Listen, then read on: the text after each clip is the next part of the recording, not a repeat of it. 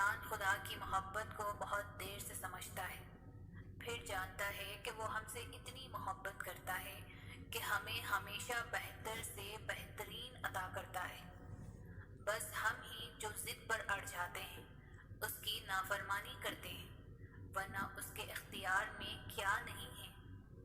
وہ اگر چاہے تو ایک نافرمانی پر ہمیں آسمان سے زمین پہ دے مارے، مگر وہ ایسا کرتا نہیں۔ اس کی رحمت اس کے غضب سے بہت وسیع ہے۔ کبھی مڑ کر ماضی کو دیکھو تو تم جانو گے کہ اس نے تمہیں کب کب اور کہاں کہاں سنبھالا۔ جب تم بالکل اکیلے تھے تب کہاں کہاں پر اس نے تمہارا ساتھ دیا، ہاتھ تھاما، جس کے تم قابل بھی نہ تھے اس سے بڑھ کر تمہیں نوازا۔ جب تمہارے پاس کوئی راستہ نہ تھا تو کیسے اس نے ناممکن سے ممکن کے وسیلے پیدا کیے۔ جب انسان یہ بات سمجھ جاتا ہے تب سارے شکوے ختم ہو جاتے ہیں، پھر معجزے ہوتے ہیں، پھر گماں یقین میں بدلتے ہیں۔ خدا کی محبت صرف محبت نہیں بلکہ امید ہے، ایسی امید جس کو زوال نہیں۔ ساری بات تو توفیق کی ہوتی ہے۔ جب اللہ ناراض ہوتا ہے تو سجدے کی توفیق بھی لے لیتا ہے۔ فرض نمازیں بھی ادا نہیں ہوتی، اور جب ادا کرنے پر آتا ہے تو آدھی راتوں کو جگا کر اپنے حضور کھڑا بھی کرتا ہے۔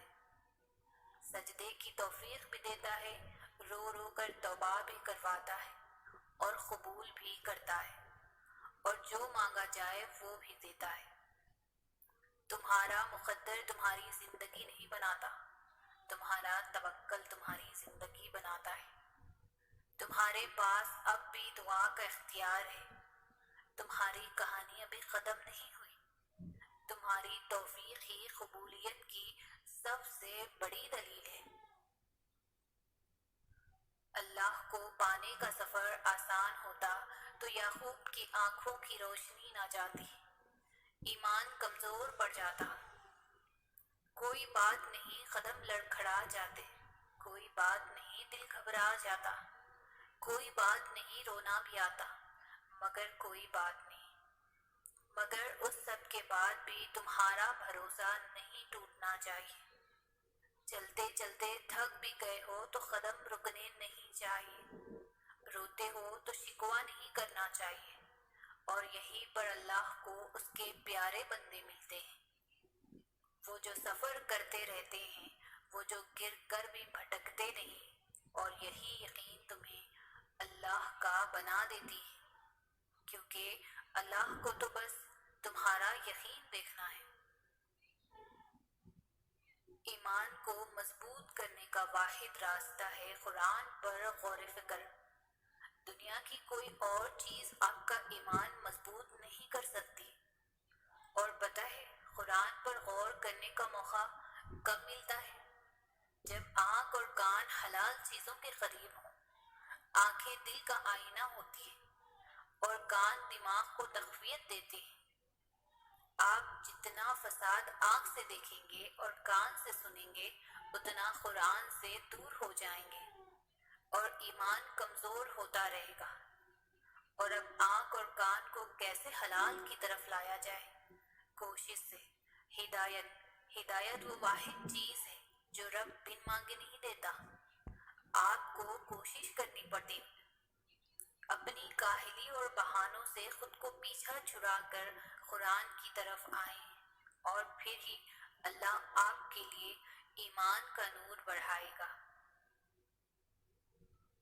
جب ہم کسی معاملے میں اللہ سے مشورہ مانگتے ہیں نا تو مشورہ بھی ملتا ہے اور غیبی مدد بھی، مگر ہم دھیان نہیں دیتے۔ کیا کبھی ایسا ہوا ہے کہ کچھ کھانے کو جی چاہا ہو اور وہ چیز کسی نہ کسی ذریعے سے تم تک اسی وقت پہنچ جائے؟